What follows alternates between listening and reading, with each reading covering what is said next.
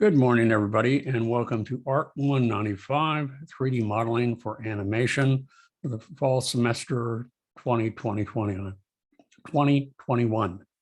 There we go. Today, I want to continue and finish up with the Multiply tab and the tools in there for adding geometry. And then I want to move on to the Construct tab and begin showing you how to use some of the Boolean features for combining elements or various ways of, again, connecting objects. So let me start by down here, we left off. Let me go back up a minute. I want to show you, there is the clone tool. And if we do that, I probably used too many the other day. But again, you can set the offset along the X, Y, or Z, and you can change scale if you wish. You can change rotation and the center. So I'm going to leave the center at 0, 0, 0. And what I want to do is I'm going to make just maybe 4 clones of this. And I'm going to offset them along the X-axis at 2 meters. Okay, let's see what we get here. And you can see if you wanted to make a column of, you're working on an architectural piece and you wanted to create a series of columns that are uniform. If you just wanted one row, if you wanted multiple rows, then maybe the array that I showed you would work better. Remember, you have a circular array as well. So that was the clone tool that I kind of goofed up on the other day. Anyway, let's continue because I did want to clear that up. Let's start with the knife tool. The knife tool can be useful for adding geometry. One thing that you have to be aware of is that when you slice an object or in using the knife tool, you have to cut all the way across. So to do that, I can do that from the top view, from the front or back, or the right or left. I'm going to go ahead and from the back view, I'm just going to click and drag, go across like, whoops, select it, that would be helpful. Click and drag, go across. It can be vertical if you wish, like so. And then I can let go and I can hit the return key and notice how it sliced it. And now if I look in the perspective view, and notice that I have textured wireframe on, you'll see that it's cut it all the way through. Now, when you select it, if I select any one of the polygons and I hit T for move, okay, notice that they're all connected. So it might be a little bit of a misnomer. It's not knifing it and cutting it apart. It's a means of adding geometry.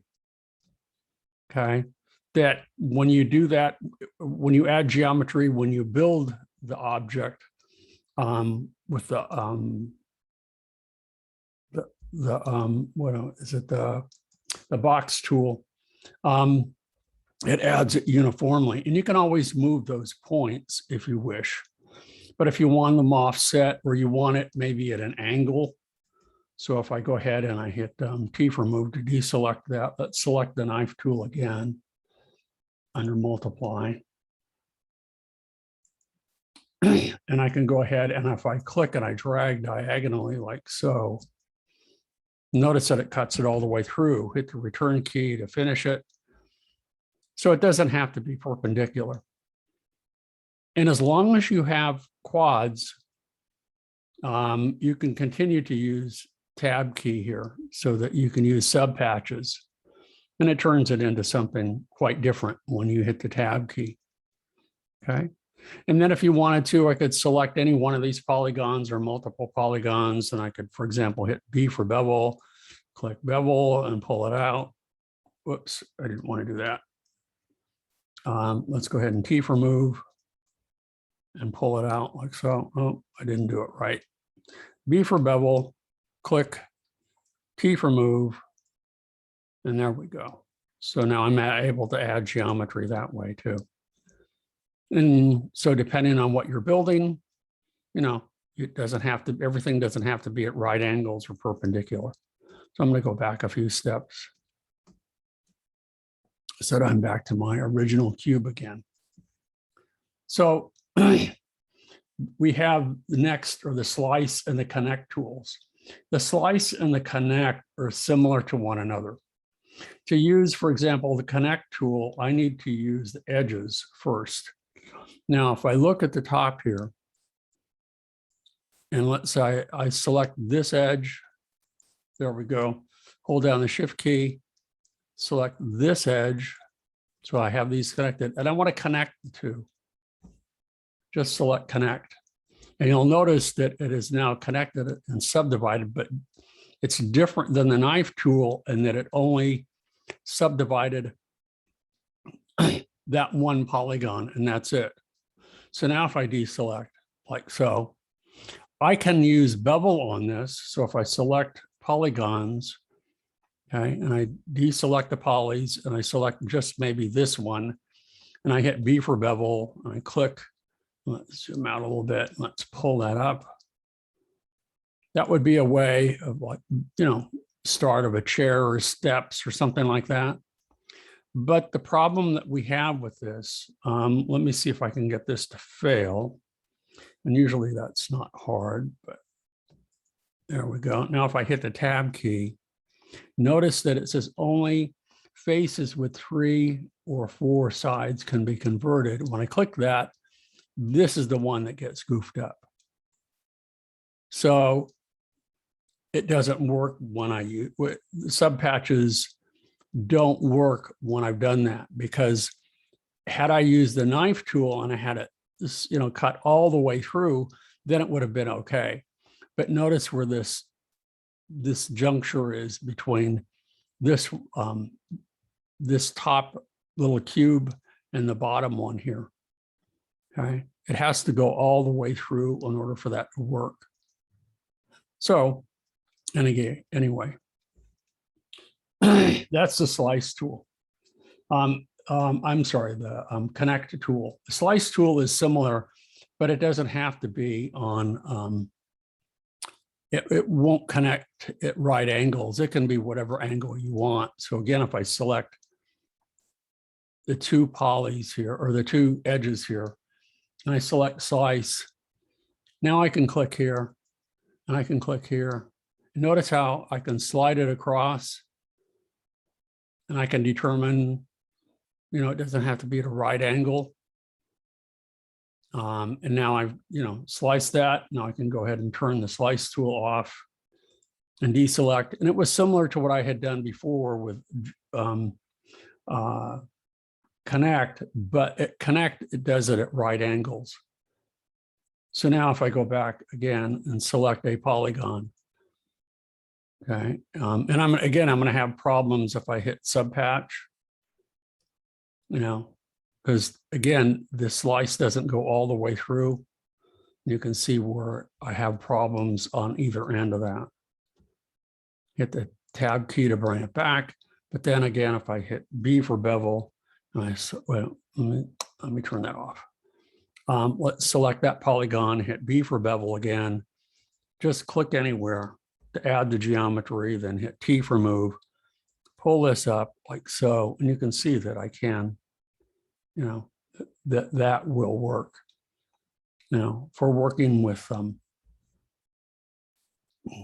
and you know, just this straightforward way, and not with sub patches. Okay, so you can't, at that point, you can't work organically anymore, which makes a you know, presents it a problem.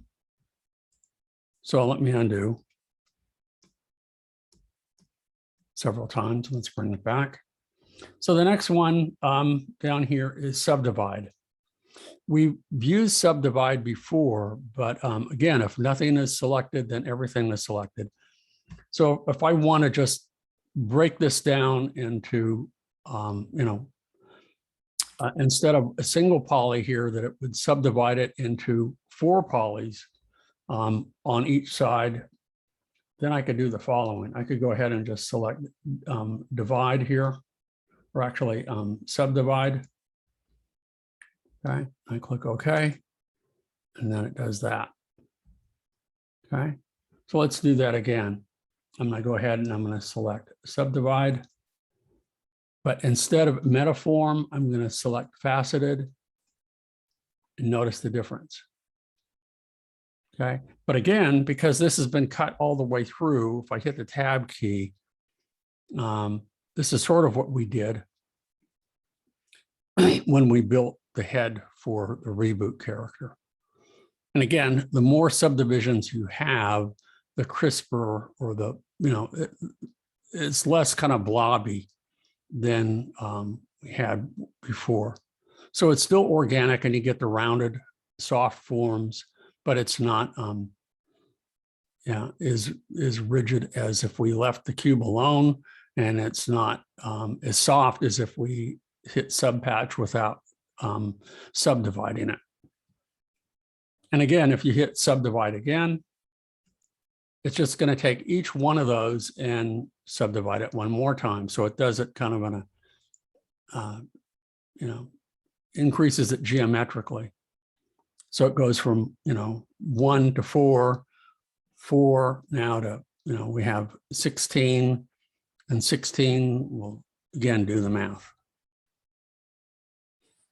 And again, if I hit the subpatch for this, notice that it, makes it even a little bit more rigid. There are other ways of doing that. So let's undo a few times. And let's try a couple of others. Let's try, let me show you what triple does. So I'm going to go ahead, I'm going to kill that. And I'm going to go ahead and just make a flat plane here. Okay, so I'm going to go back to, actually, I'm going to show you how to make a polygon. So let me come back over here and I'm going to go ahead and I'm going to make points. I'm going to add points under the Create tab. And along the top view, I'm going to go ahead and I'm going to hit click. And I'm going to right click, click, click, and click. Okay. So I can turn off the points. And with all of those points selected, if I switch to point view, all are selected. And if I hit P for poly, boom, I've made a flat polygon. Okay, very simple. And again, remember when you do that, it's one-sided. It's not double-sided by default. Now, watch what happens. I'm going to go ahead and I'm going to bring up, no, let's see. Let me go, oh, W, that's what I wanted to hit. So if I look under point statistics and I switch to polygon, you'll notice that I have, and this is important to note, that we haven't really talked about it yet, but I want to show you what happens when you have non-planars. And right now you'll see that we have no non-planars. Non-planars is right here. Everything is nice, flat, nice, tidy polygon here, flat polygon. So if I deselect the polygon and now I switch to points and I select one point and I hit T for move and I move it up like so. Okay. And I hit T for move. And again, I look at statistics again. If I look at the point statistics and if I switch to polygon, so I look at the polygon statistics, I still have one face. That's it. It's one polygon, but it's no longer a flat, planar polygon. You'll notice that when I look at non-planars, it shows that I have one. So,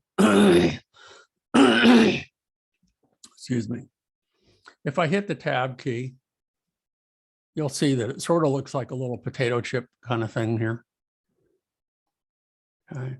But if I'm not going to use subpatches and I want to correct this, then one thing that I can do is I can also hit non-planars. So I have that.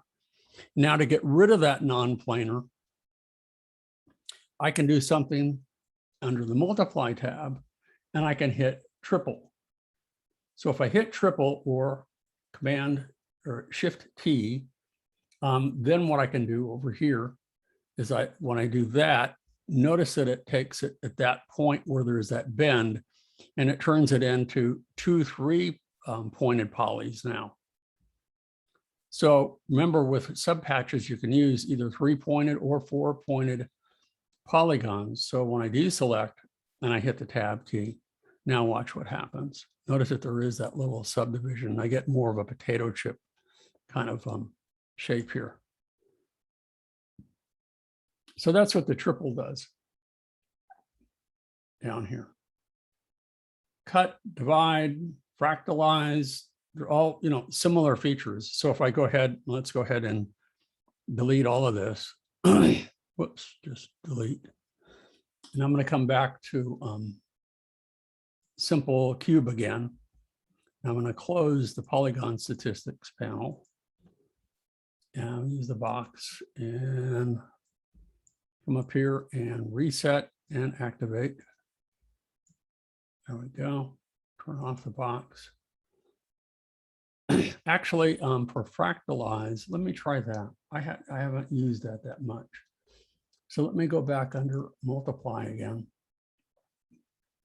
Let me try that. I'm going to select Fractalize. So we can say level, noise, 5, and let's see what happens. There we go. So notice what it does.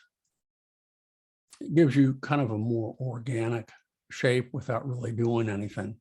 It took all of those 4-pointed polys and it subdivided them, and then it tripled them.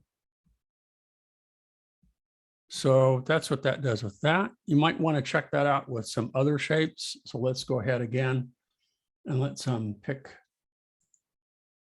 the ball tool. Let's go ahead and reset and activate it.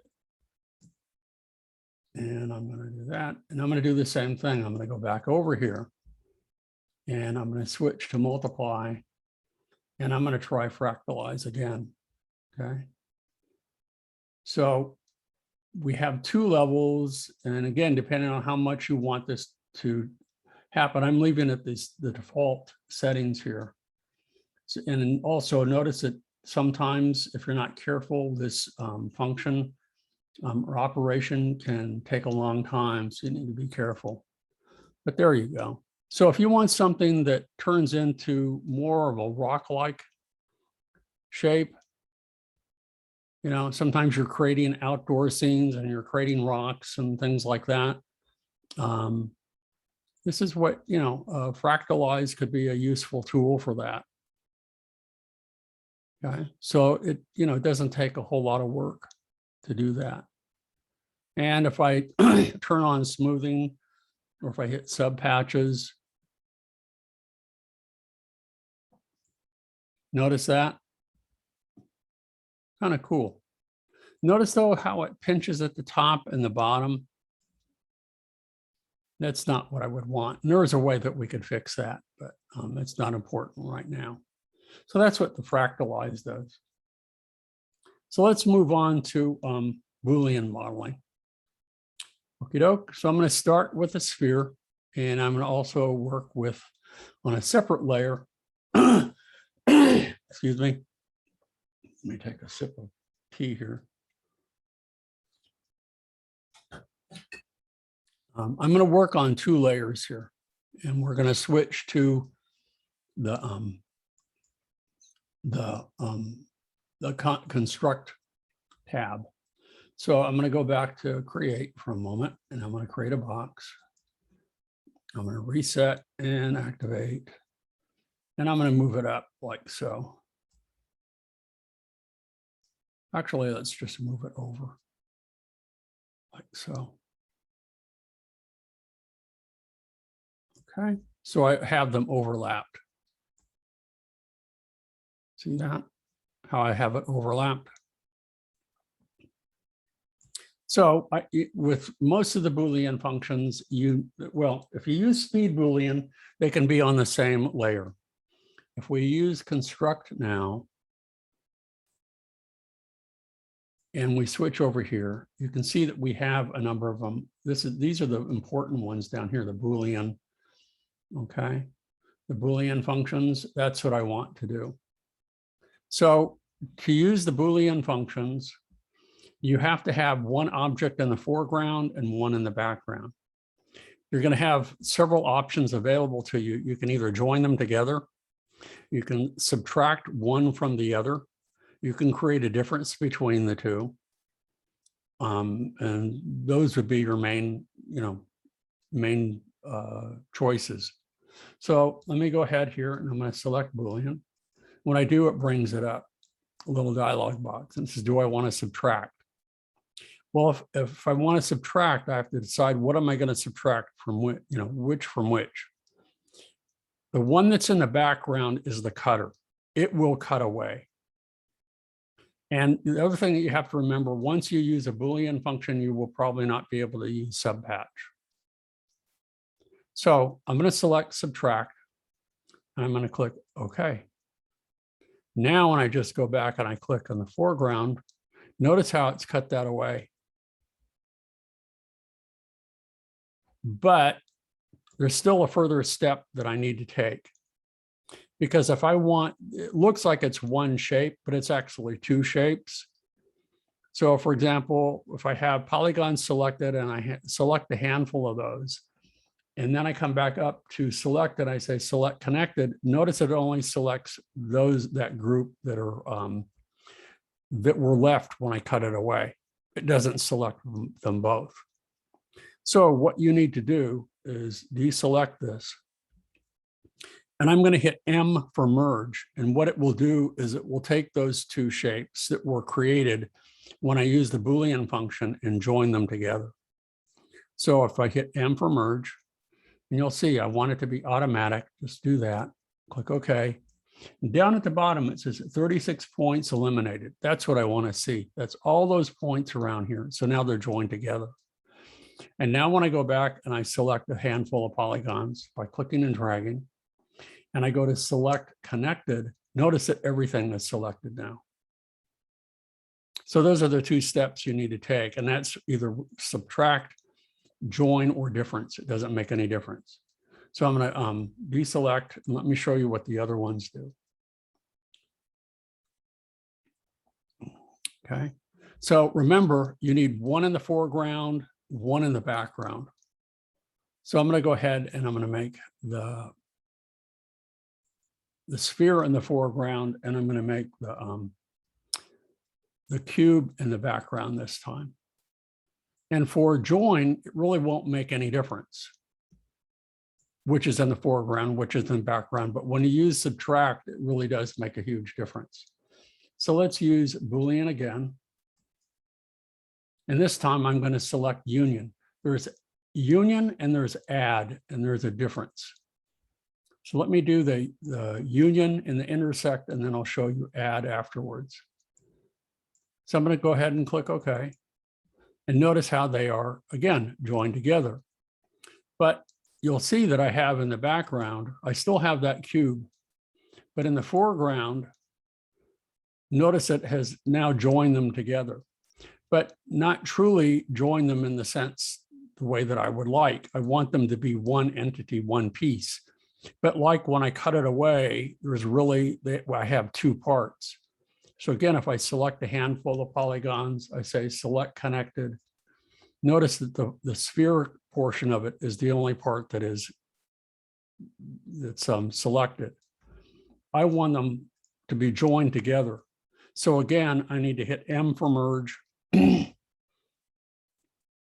now I go ahead and it will show, again, 36 points that have been eliminated. Now I go to select and I say select connected, and now it's all one part. But notice I want to show you, I guess now would be a good time to show you the difference between the two. I said to join and to add. So if I go back again, and let's go ahead and undo this. Now look at the interior. That part of that sphere is now, it is gone. So let's undo. Notice that comes back. Let's put the cube in the background, and I'm going to select Boolean again. But instead of union, I'm going to select add instead. Now watch what happens. When I click that, it looks the same as before, but notice down here in the back view, that part of the sphere remains. They have been added together, but it didn't cut away the part of the sphere that is overlapped. So like before, I need to hit M for merge to make sure that they are joined. You can see 36 points. And now when I select handful of polys and I go back and I say select connected, they're all connected. So that's the difference between union and I forget what the other one is called. Let's go ahead and deselect, undo. And let me go back to Boolean again. Yeah, union and add. Sorry, that's the difference between those two. Now let's do intersect. And what that will do is that, again, wherever they overlap, it will get rid of the cube. It will get rid of most of the sphere. And where they overlap will be the part that remains. So intersect. And there you go.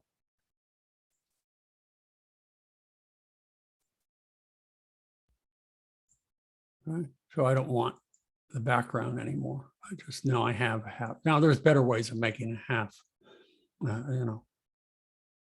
half of a sphere. But that's what that does. And again, if I select the polygon, I say select connected. See that? It left that, but it didn't connect the others. So I still need to merge. So deselect. And now I need to hit M for merge, automatic. And now let's go ahead and select that polygon again, or n-gon, I should say. And let's go ahead and say select connected. And now notice how they're all connected. So you have to remember that last step for most of these is that if you use a Boolean function, you want to make sure that they are joined at the very end by hitting M for merge. So another thing that we can do, let me go ahead and deselect and undo. So this is the Boolean. Now speed Boolean is a little bit different. We have speed Boolean add over here. We have speed Boolean intersect, all the same functions that we had before. But with speed Boolean, it requires that the two objects be on the same layer. So I'm going to put one in the background for the moment. And I'm going to hit T for move. And I'm going to move this over like so. So that you can see I take a kind of a chunk out of the corner of it. There we go. So we've intersected it like so.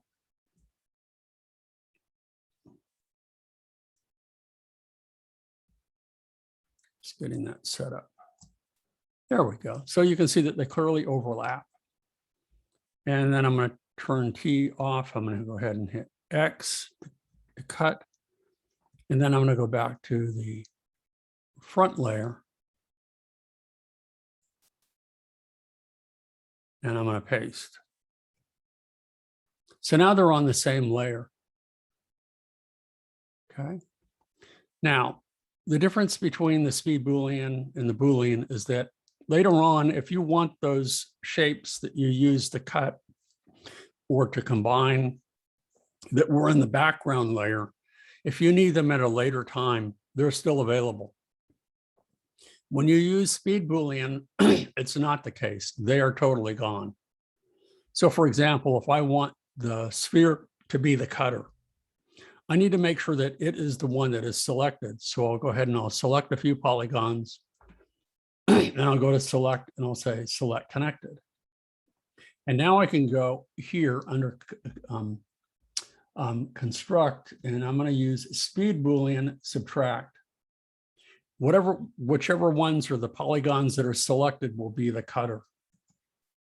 And notice how it cut into it, but that sphere is totally gone. It's disappeared. Okay. And likewise, let me go ahead and select a few polygons. Let me go to say select connected. Again, you have to hit M for merge to make sure that everything is joined together. So I hit M for merge. And now I hit select a few polygons or one, or all I have to do is, in fact, select one polygon here and then go to select connected. And you can see that they're all connected now. So that's the difference between Boolean and speed Boolean. So the next thing that I want to do is I want to show you how to go ahead and we're going to use the drill tool. Now to do that, we need a flat two-dimensional shape and we need a three-dimensional form. So I'm going to undo what I had done a moment ago. And I'm going to cut this and I'm going to put this on another layer. So let's say, for example, I wanted to poke a hole or I wanted to core something. So I'm going to go ahead and literally drill right through the sphere. So what I'm going to do now is I'm going to zoom in a little bit. And I'm going to pick here and make sure that I'm on a new layer and I have the sphere in the background just for placement. So I'm going to go ahead and I'm going to select the disk tool. And I'm going to click and drag, pull that out. And I'm going to reduce this to 8 sides to make that my little star shape.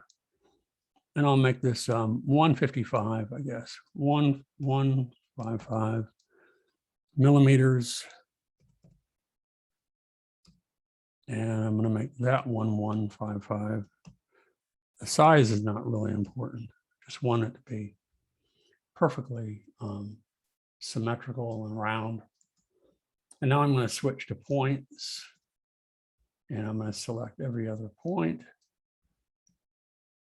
And I'm going to resize it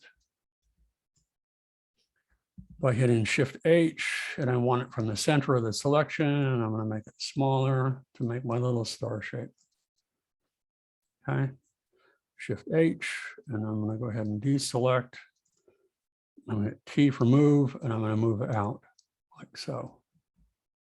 So I have my my star shape, and the star really needs to be, let's move, there we go. We can see that in the background there. Let me go ahead and flip it. I'm going to go ahead and F for flip so you can actually see here in perspective view. When I turn that around, you can see that there's the star in front of the sphere. The star is going to be the cutter, so it needs to be in the background. And when you use under construct, when you use this drill, it can only work on X, Y, or Z axis. It can't work at any other angle. So let me show you what that means. So if I select and I put this one in the background, so now you can see the sphere is in the foreground, the star is in the background. And if I select drill, I'm given these options. And you have to specify, do you want to drill along the X, Y, or Z axis? So you're forced to remember where how you place these objects. I want it to work along the Z axis. So this is the Z axis. So it's going to drill right along that axis. If I pick the X or the Y, nothing would happen. Right? You wouldn't see anything happen. Now we have these 4 objects here, or 4 options, sorry. Core, like coring an apple. So when I click that, you can see what's left. I have these 2 star shapes on either side. It left the core with a, emptiness in the middle. Instead, I could have used a Boolean function to cut it all the way through if I wanted to, but that would require a three-dimensional object. Okay, so that's what that does. Let's try again. Let's go drill. This time we're going to select tunnel. So just what you might think, again, along the z-axis. It cuts a hole in there. And it cuts it all the way through. So that's what that does. It's the drill function. And again, it only works along the X, Y, or Z axis, and that's it. So you have to make sure that all of your objects are lined up. The next one, which is pretty cool, let me go ahead and show you that. Let's use drill again, is stencil. And stencil and slice are very similar to one another. So I'm going to go ahead and click that, and it looks like nothing has happened. But in fact, and this might be something that you would want to use for your toy. Let's say you were creating a little rubber ball for a kid and you wanted to project the image of a star on the side of it. When I switch from texture to texture wireframe, notice what I have now. When I zoom in here, you can see that I have these polygons here. So let's go ahead and spin this around a little bit. And I'm just going to have my foreground so we can see. Now there are these little two polygons and these here that I need to select. But if I switch to polygon mode and I select these, and I come up here and I select these, and I select these, I select these. Probably could have done a better job of fitting this, huh? Okay, so now they're all selected. And if I wanted maybe to change the surface of that, I can hit Q. And let's call it star. And let's change it to red. So I have my rubber ball and I put a little star on the side of it. It's actually, it looks like it's kind of mapped on the side of it. And there you have it. But now what I can do, because this is actually a part of the geometry of the sphere, I could extrude this, or I could, go ahead and indent it either way. So to do that, I could go back to multiply. And remember, we had the difference from bevel and smooth shift. Well, I would need to use smooth shift for this. Click like so. And now I can move it in or out. So I'm going to go ahead. Let's pull it out just to show you what's happening here. Hit T for move and pull it out like so. So this is all part of one object. They're not separate objects now. When I deselect, I turn off move, deselect, and I select a polygon or a couple, and I say select connected. They're all connected. They're all one unit. Okay. So I'm going to go ahead and deselect. So that's something that you can do. And that's the drill tool. Now, solid drill is a little bit different. So let me undo. Let's go back. And I'm going to select the star shape again. But this time, I'm going to turn this into a three-dimensional form. And if you recall from on Monday, what I had done is that under the multiply tab, I could use extrude. So I'll take the star from the top view. I'm going to click and drag and pull it back like so. And now I have that extruded shape. It's a three-dimensional form. But now what I can do is I can spin it. I can go ahead and I can hit Y for rotate. And I'm going to go ahead and do it from the center of the object. And then I'm going to go ahead and rotate it like so, so that it's really offset. It's clearly not aligned with the X, Y, or Z axis.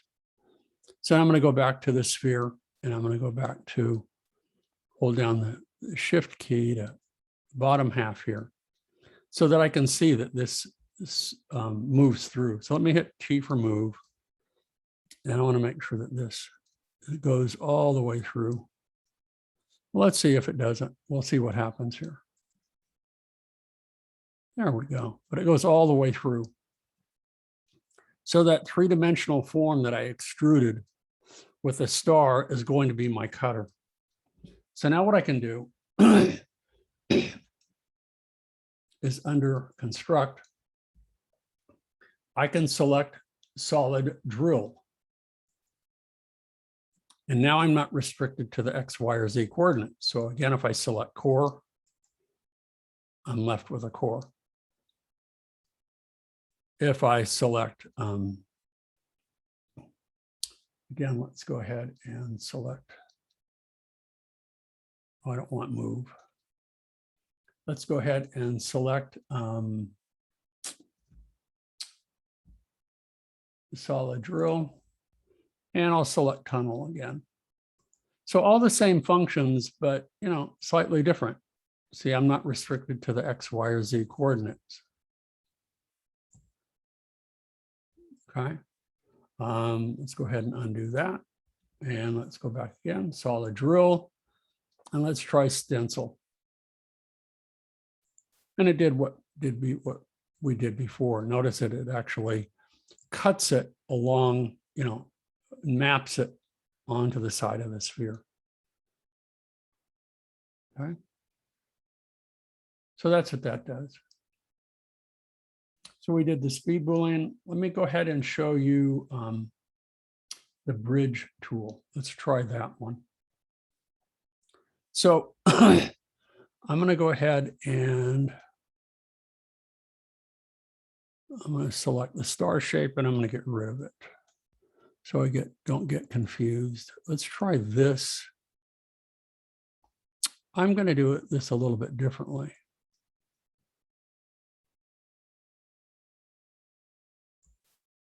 Yeah, I'm going to get rid of all of them. And I'm going to come back and let's start with the cube. That will be fine. That's a good place to start. And then on a new layer, let's put this in the background. I'm going to go ahead and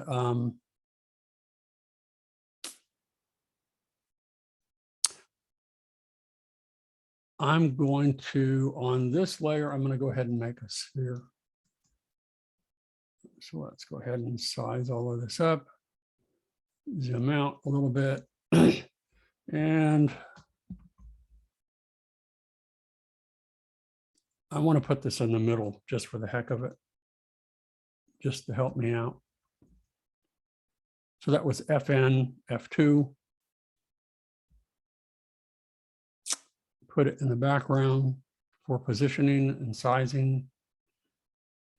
Now I'm going to create a ball on top. Whoops, not a box. Ball.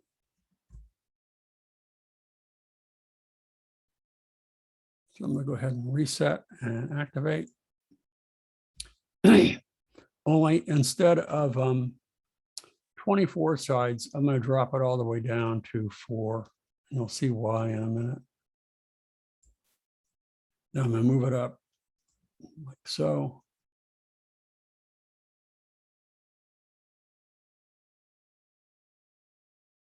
And I'm going to rotate it in a minute. So there's my weird little shape down. I hit Y for rotate. And make sure that the squares are lined up, top and bottom. Pretty close. Okay. So now what I want to do, and I forgot whether I have to be on separate. I think they can be on the same layer. So I'm going to go ahead and hit Command X to cut it.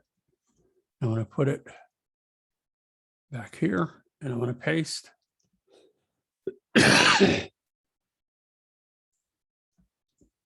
Now what I want to do is I need to select, I want to join these two together.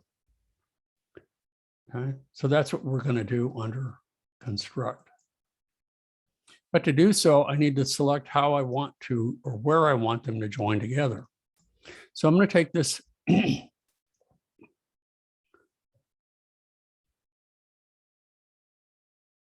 this bottom polygon and select it. And actually, you know what? I have 4 polygons down here. So I'm going to actually merge those together. So under detail, I can go ahead and I can merge polys.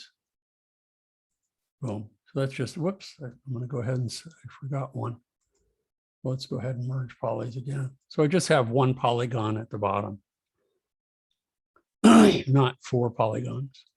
Now I'm going to hold down the Shift key. I'm going to select that polygon. Now I want to join this together. Now, before what I did when we were taking the foot and joining it to the leg, I used the weld tool. Well, if I have the same number of points, and I don't have to get rid of the polygons in this particular instance to weld it together. If I go back under Construct and I select Bridge, notice how I've joined them together. Boom. It does a pretty nice job. So now it's all one object. And again, if I select one polygon and I say select connected, they're all joined together. So it's another way of taking simple objects and combining them into one single unit. Okay, so that's the bridge tool. Let me try the connect. The connect is a slight variation of that. So let me undo that. Let me try connect.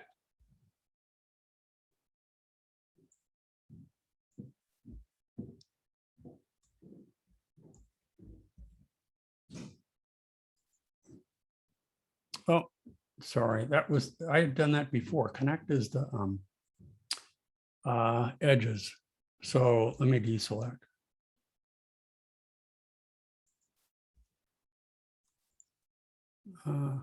Shoot, I've done that before. Connect, and that's something I forget. They're very similar in names, but if I select that, and let's go ahead and say connect. That's what I'd done before. That's just connecting them. That's not what I want to do. Okay. Set face, subpatch. Subpatch we've used. And it's just to remind you that when you do set subpatch for any of these, that you can't exceed a 4-point limit, that you can only have 3-pointed polys, or you can have quads. Preferably you use quads throughout when you do that. And then when you hit the tab key, then that's what you get.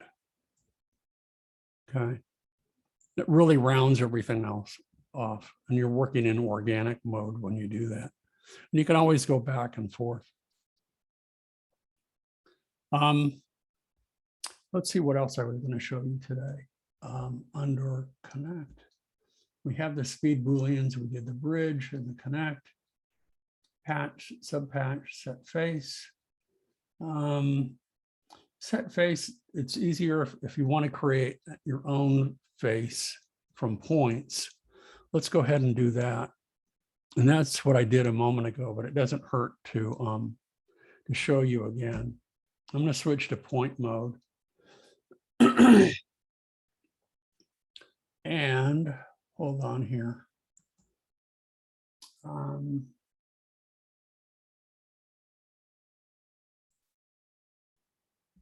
Let's do this. I'm going to go ahead and I'm going to show you the magic bevel. I'm switching back to multiply, which is kind of cool.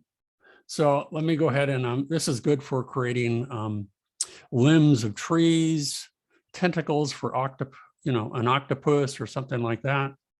It's really kind of neat. So I'm going to go back to create first, and I'm going to create a ball.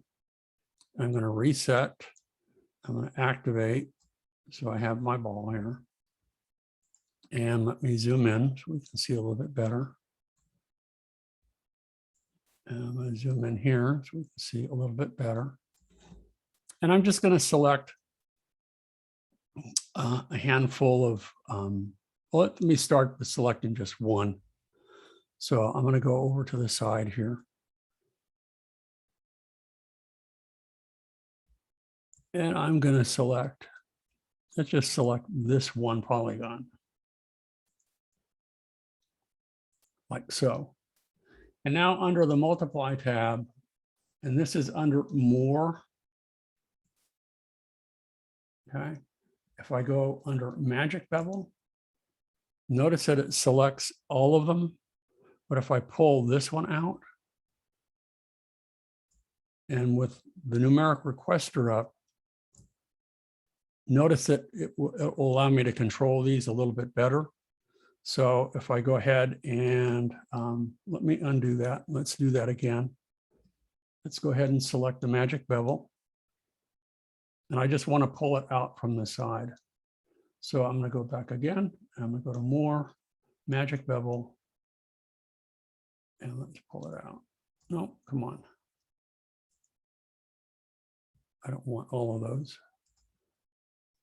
I just want the one. Now I'm going to go ahead and I'm going to select magic bevel. And from this back view, I'm going to pull it out. And notice how it extends and it gets smaller and smaller. But you have, with the extrude here, you have options for you. You can align to path. Instead of extrude now, we can edit the path if we wish.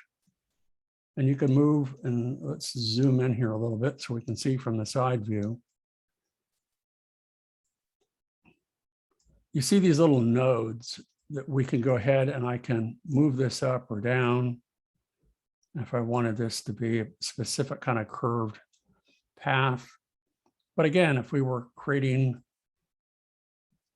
I said, it could be done for any number of things, but oftentimes it's, for branches and trees and stuff. So I can go ahead and I can edit that path that it created. And then what we can do, we have other options under, instead of edit path, we can delete a knot. So for example, if I wanted to get rid of this knot right here, I click that and that's gone. If I want to add knots, I can do that. Delete the path, you can do that. I don't want to do that. If you want uniform spans, you can do that so that it's uniformly divided across. And then you can go ahead and you can straighten it if you wish. Okay, I don't want any of those right now. You can also change right now. See, the scale is set to 90%. If I change that to 100, or if I want it even further, this looks a little bit more. If I change that to 85, like you would see a branch on a tree. So let me go ahead and fix that. We'll turn off the tool. So let me come back under here, under more, and turn off. And you can see that we have our extra geometry now. Kind of cool. Okay. And again, because it doesn't add geometry, it adds geometry, but it doesn't cut it up in an unusual way. So if I hit the tab key, okay, I get my little spindly extension from there. So that can be kind of nice. Okay. So again, that's the hidden under here, under more, the magic bevel. Then we have even more from here. Okay, so there are a bunch of them that aren't as important. I do want to show you, I don't have time today, but this will be a really good one. It will be, I want rail bevel. That will be a really nice one. And I like the spiky tool, that's kind of neat. The seashell tool is kind of neat. And these are under multiply. So we covered most of the ones that are under construct today. You can reduce points, you can merge triangles, you can dissolve. There's a whole bunch of things that you can do. For example, let's try dissolve. There's more of these than we can really cover this semester. But if you want, let's try the dissolve tool, for example. I'm going to go ahead and I'm going to click a couple of these edges here. And then I'm going to go to select a loop. And now what I can do is if I wanted to get rid of that loop, meaning that loop of edges, I can go back over here under construct and I can just select dissolve or dissolve loop. Notice how it got rid of them. So if you've added too much geometry and you want to get rid of some, you can do that. That's what a number of these will do. Now we don't have any triangles, although we do have some triangles at the top. So if I switched back to poly mode and I selected, come on, no, let's deselect that poly. Let's move this over so you can see this a little bit better. And let's zoom in a little bit.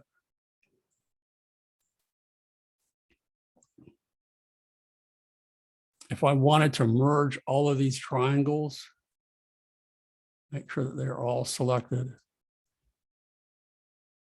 I could do that into one flat line. So we come up here and I can merge triangles and see that. That's not working too well. There's a better way of doing that. Okay, but that is what that tool does. Dissolve loop worked pretty well. Weld edges, we've done that before. Points, weld rings, all these very similar to one another, all of them. So that's pretty much what I wanted to cover today. Again, just showing you more and more tools for building your toys, for building whatever you choose for your final project. I will do a few more of these and then we're going to switch gears and I'm going to show you basics of surfacing. So we can create some pretty elaborate surface techniques that we really haven't covered. We've kind of relied on presets and solid colors and things like that. But I want to get into something that's a little bit more intricate. Okie doke. So that's it for today. Unless you guys have any questions. No questions. Okay. Yeah, a little bit awkward, but you know, just taking it one tab at a time, showing you what they do. Try to go over most of the the important ones that at least the ones that I use all the time. And the others is, you know, it's worth experimenting with some of them and trying on your own. Okay, so I'm going to say goodbye and see you guys on Monday. Don't forget to start your to finish your reboot character and to start the toy assignment. Okay, bye-bye.